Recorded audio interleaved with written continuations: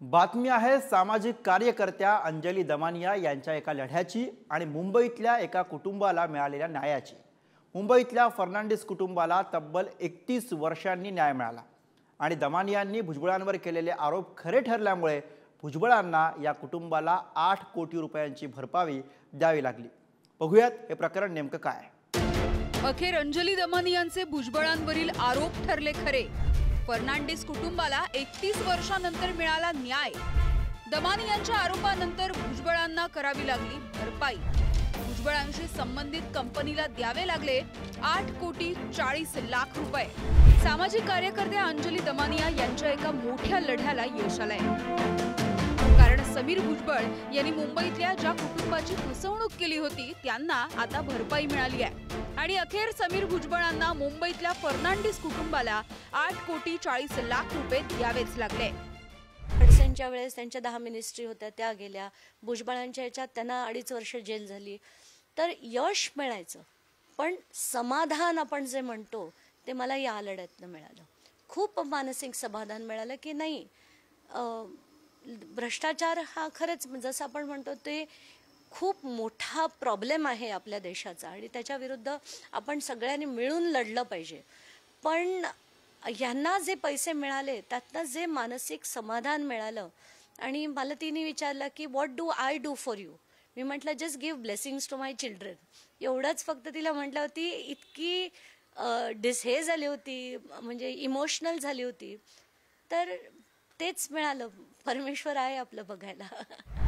1993 पासून सुरू असणारे हे प्रकरण अखेर 2024 मध्ये संपलंय। तब्बल 31 वर्षांनी या कुटुंबाला न्याय मिळाला।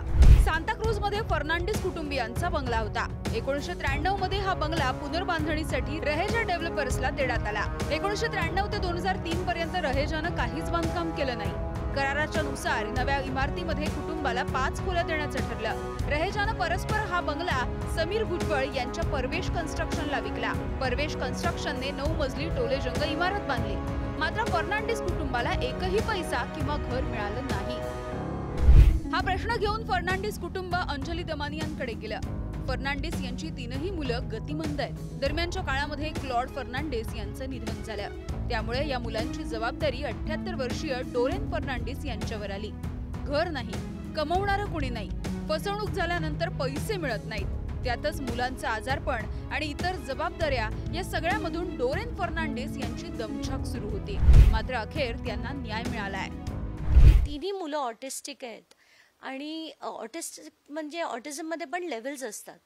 तर यांची अतिशय टर्मिनल स्टेज आहे म्हटलं तरी चालेल, की ते कम्प्लिटली मेंटली रिटार्डेड आहेत। अशा मुलांची ती आई आहे आणि तिचे मिस्टरही 87 वर्षाचे असताना वारले आणि होतं नव्हतं त्यांचं सेव्हिंग संपलं, त्यांचे होते नव्हते ते दागिने विकून झाले आणि ती बाई बिचारी धुणं भांडी सगळं स्वयंपाक मुलांचे केस कापण्यापासून सगळं ती घरी करत होती। What are your feelings, ma'am? Well, to be very frank, I'm feeling very peaceful now that my struggle of so many years has ended, and now I want to just lead a peaceful and happy life. You know, I want to be happy. That is the main thing, because this was too much of tension and stress, and at this age I would like to have happy days. Yeah, that's fine. How are you feeling now after looking at the smile on your mother's face? How do you feel? Happy. And what about you? Happy. Anjali Damania यांनी या कुटुंबियांसाठी आवाज उठवला। समोर राजकारणातली व्यक्ती असल्यामुळे वकिलांनी सुद्धा अनेकदा साथ सोडली, तर काही वकील दबावाला सुद्धा बळी पडले। मात्र या सगळ्यामधून मार्ग काढत या प्रकरणावर तोडगा काढण्यासाठी दमानियांनी सुप्रिया सुळेंना गाठलं। सुप्रिया सुळे, एकनाथ शिंदे, देवेंद्र फडणवीस अशा साऱ्या मोठ्या नेत्यांसोबत बोलणी आणि बैठका पार पडल्या आणि नंतर हे प्रकरण निकाली झालं।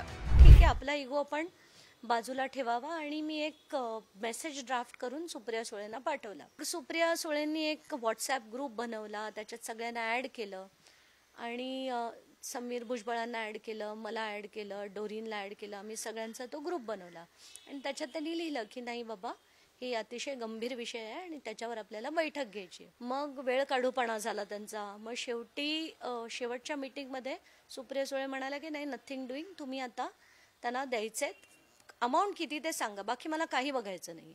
तर त्याच्यात त्यांनी काही हो नाही 6, 7, 8 करत करत ते आले आणि सुप्रिया सुळे म्हणाला नाही 8.5 कोटी तरी तुम्ही त्यांना द्या. हे जानेवारी 23 मध्ये ठरलं. मुंबईतल्या या कुटुंबाला आता न्याय मिळालाय, त्यामुळे एक मोठी लढाई हे कुटुंब जिंकलंय.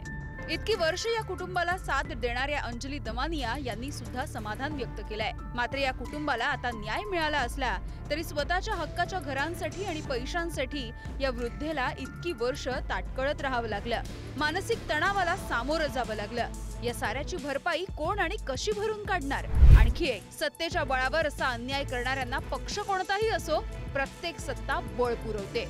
यापेक्षा लोकशाहीची मोठी थट्टा आणखी कोणती असणार? विक्रांत शिंदेसह यामिनी दळवी, पुढारी न्यूज, मुंबई.